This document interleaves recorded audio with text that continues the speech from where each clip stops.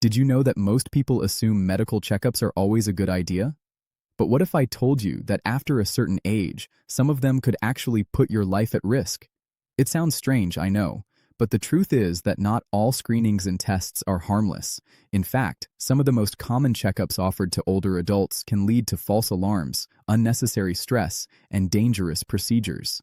This isn't fear-mongering. It's something more and more doctors are beginning to acknowledge, especially when they treat patients over 70.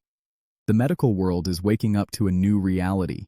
Standardized tests can do more harm than good as we age. In this video, we're going to take an honest, close look at 5 specific health checkups that many older adults would be better off avoiding, screenings that even experienced doctors often refuse for themselves.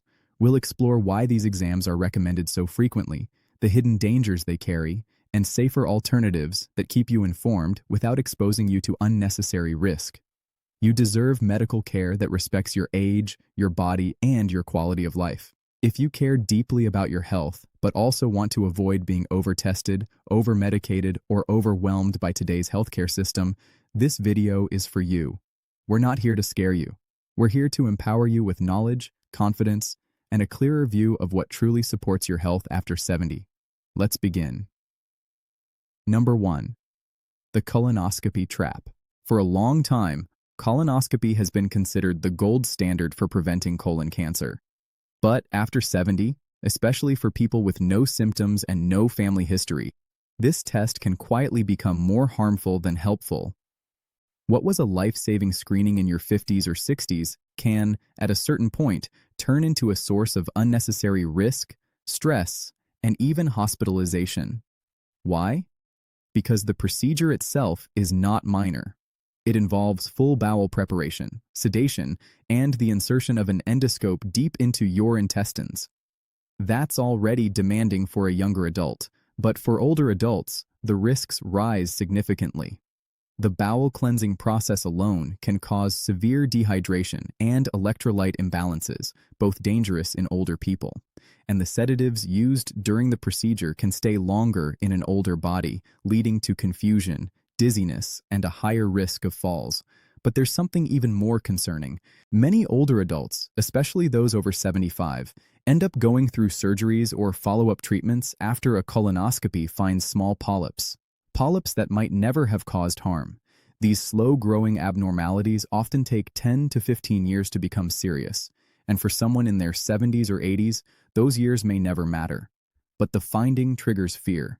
It sets off a chain of procedures, biopsies, repeat colonoscopies, even partial bowel resections, all in the name of prevention. But when the risks of these interventions outweigh the benefit, prevention becomes harm. Here's an example I'll never forget. A friend of mine named George, 82 years old, active and mentally sharp, was convinced to get a routine colonoscopy even though he had no digestive issues. During the preparation, he became severely dehydrated. After the procedure, he was groggy and confused. He fell at home that same night and fractured his hip. That one test led to months of rehab, medical bills, and stress. And you know what? The colonoscopy found nothing. This isn't about blaming doctors. They do what they were trained to do. But medicine is evolving, and we need to evolve with it. If you're over 70 and have no symptoms, it is completely reasonable to say no to a colonoscopy. Today, there are non-invasive stool tests that are safer, easier, and effective for many people. It's about weighing the real physical, emotional, and financial cost of putting your body through something that may not truly help you. We have to stop assuming that more tests always mean better care, because after 70, the best care often means fewer interventions and more thoughtful decisions. You're not neglecting your health by being cautious. You're honoring it. Number 2. The mistake of yearly full-body scans. There's something seductive about the idea of a full-body scan. A machine scanning you from head to toe, uncovering hidden problems before they become serious. That sounds like smart prevention, right? But for people over 70, this approach can be more of a curse than a blessing. Even though the intention behind full-body scans may seem proactive, the results often trigger a domino effect of fear, invasive testing, and even unnecessary surgeries that can shorten your life instead of extending it. Let's be clear, full-body CT and MRI scans are not routine screening tools. They're powerful technologies designed to detect everything, and I mean everything, including harmless abnormalities that would never affect your health or life expectancy. These so-called incidental findings can become time bombs in your mind. A tiny nodule here, a shadow there, and suddenly you're on a carousel of follow-up appointments, biopsies, and specialists, chasing something that may never have mattered. Why does this matter more after 70? Because the older body doesn't respond the way it used to. A biopsy that would have been simple at 45 can now lead to a collapsed lung, an infection, or weeks of recovery. Even something as routine as staying still during an MRI can be physically exhausting or painful for aging joints, and the emotional cost is something many people don't talk about. Older adults often carry the worry of what might be, instead of enjoying the health they actually have. Think about Betty, a 78-year-old woman I met at a senior health seminar. She was vibrant, walked every day, and had no complaints. But at a health fair, a mobile clinic offered her a discounted full-body scan. They found a tiny lesion on her kidney, so small it hadn't caused problems and probably never would have. But the word lesion was enough to trigger panic. Within a month, she was in surgery. Then came months of recovery, a major drop in energy, and lingering complications that never fully went away. All for something that could have stayed silent forever. Medically, it's called overdiagnosis. Emotionally, it's called unnecessary fear. Financially, it can be draining. Full-body scans are rarely covered by insurance. Unless there's a clear reason, many older adults end up paying out of pocket thinking they're buying peace of mind. But what they're really buying is a ticket into a system that may never stop testing. Responsibility at this stage of life looks different. It means trusting your body a little more. It means listening to how you feel, not only what machines say. And it means recognizing that not every shadow on a screen deserves your energy or your fear. If you're still watching and these ideas are valuable to you, please comment 2 below so I know you're here. And if you haven't subscribed yet, I recommend doing so and turning on the notification bell so you don't miss any video. Your support helps us keep creating good content to inform and inspire you. Now let's move on. Number 3, the overuse of cardiac stress tests. For decades, the treadmill stress test has been considered the main method for detecting heart disease, especially in older adults. The logic seems simple. Put your heart under stress and watch how it responds. But after 70, that logic can backfire in ways many older adults don't understand until it's too late. What was once a helpful tool in your 50s and early 60s can become a questionable and sometimes dangerous procedure once you reach a certain age. The reason is that stress tests in older adults often produce what doctors call false positives. That means the results can suggest you have a heart problem when, in reality, your heart is functioning perfectly well. These misleading results happen because as we age, our bodies naturally change, arteries stiffen, blood pressure fluctuates more, and the heart's electrical patterns shift. None of this necessarily indicates disease, but the stress test doesn't know that. It only sees something unusual, which can trigger a cascade of fear and further testing. That cascade can include angiograms, catheterizations, and in some cases stents or bypass surgery, all with real risks. For older adults, those risks are not small: bleeding, contrast-related kidney damage, and dangerous drops in blood pressure. Surgeries become harder to recover from and complications multiply. What begins as a simple treadmill test can end with you in a hospital bed wondering how you got there. Let me tell you about George, a 74-year-old retired bus driver. He felt fine. He walked every day. He played with his grandkids with no chest pain and no shortness of breath. At his annual checkup, his doctor suggested a stress test, just to be sure. The results came back borderline, and before he knew it, he was referred to a cardiologist. 3 weeks later, he was undergoing angioplasty for a blockage that had never caused symptoms. A month after the procedure, he developed a serious infection at the catheter site. He ended up in the ICU and spent the next 6 months in and out of rehab. His quality of life never fully recovered. Now ask yourself, was that treadmill worth it? The truth is, many leading cardiologists and geriatric associations now recommend against routine stress testing in asymptomatic older adults. They agree that if you have no symptoms, no chest pain, no shortness of breath with minimal effort, no unexplained fatigue, there's usually no benefit and a significant potential risk. That's especially true when your goal isn't to live forever, but to live well. Psychologically, there's something persuasive about checking the heart. The heart feels central to who we are. It's the beat of life. So of course we want reassurance that it's healthy. But this is where wisdom comes in. Healthy aging isn't about chasing every small potential problem. It's about listening to your body, protecting your independence, and avoiding the kind of medical excess that can take more than it gives. That doesn't mean ignoring your heart health, quite the opposite. But instead of stepping onto a treadmill in a clinic, focus on the fundamentals: daily walks, balanced meals, staying socially connected, and managing stress. Those are the things that truly support your heart after 70. Not machines, not wires, not tests designed for people half your age. What we need most at this stage is discernment, the courage to say no to something just because it's available, the wisdom to understand that not every test is a gift. And sometimes, refusing a test is the most life-affirming decision you can make. Number 4. The traps of routine colonoscopies.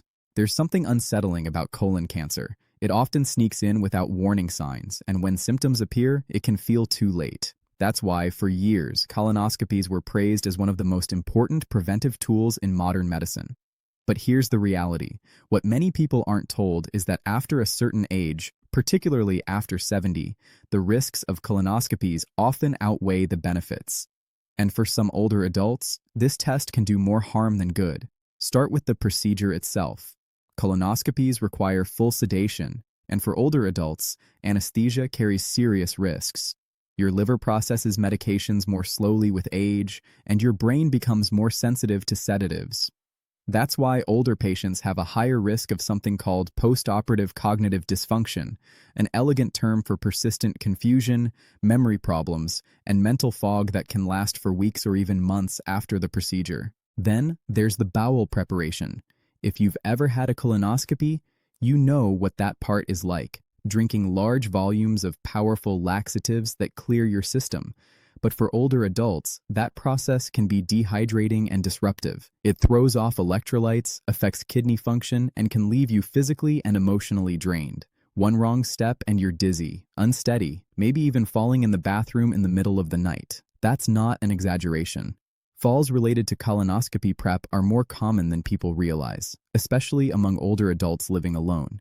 And yet, the most overlooked factor is this: the time horizon of benefit. If you're still watching and these ideas are helping you, please comment 4 below so I know you're here. And if you haven't subscribed yet, do it and turn on the bell so you don't miss what's next. Now let's continue. Number 5. The overuse of routine cardiac stress tests. There's something about heart disease that makes it feel like a ticking time bomb.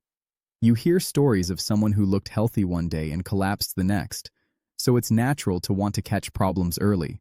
That's why stress tests, treadmill tests, or chemical stress tests that monitor how your heart responds under strain have become so common, especially among people over 70. But here's the surprising truth for many older adults, especially those with no heart symptoms. These tests can do more harm than good. The idea behind a stress test feels reassuring. You walk on a treadmill, they monitor your heart rhythm, and if something looks off, they act. But reality is more complicated. Most people over 70 already have age-related cardiovascular changes, slightly stiff arteries, a bit of plaque here and there, or a slower recovery after exertion. These are often normal signs of aging. But when they show up on a stress test, doctors may interpret them as danger signs, leading to more tests and unnecessary procedures like angiograms or stent placement. That's where things get risky. Those follow-up procedures can cause real consequences: bleeding, contrast-related kidney damage, and dangerous drops in blood pressure. Surgeries become harder to recover from, and complications multiply. What begins as a simple treadmill test can end with you in a hospital bed wondering how you got there. Let me tell you again about George, the 74-year-old retired bus driver. He felt fine. He walked daily. He played with his grandkids with no chest pain and no shortness of breath. At his annual checkup, his doctor suggested a stress test, just to be safe. The results came back borderline, and before he knew it, he was sent to a cardiologist. 3 weeks later, he was undergoing angioplasty for a blockage that had never caused symptoms. A month later, he developed a serious infection at the catheter site. He ended up in the ICU and spent the next 6 months going in and out of rehab. His quality of life never fully recovered.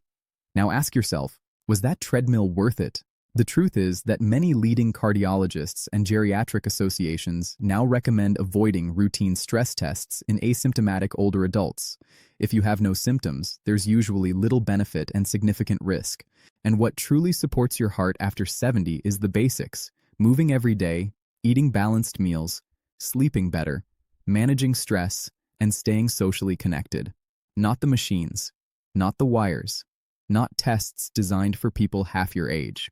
What we need most at this stage of life is discernment, the courage to say no to something just because it exists, the wisdom to understand that not every test is a gift, and that sometimes refusing a test is a deeply life-affirming choice. Final thoughts.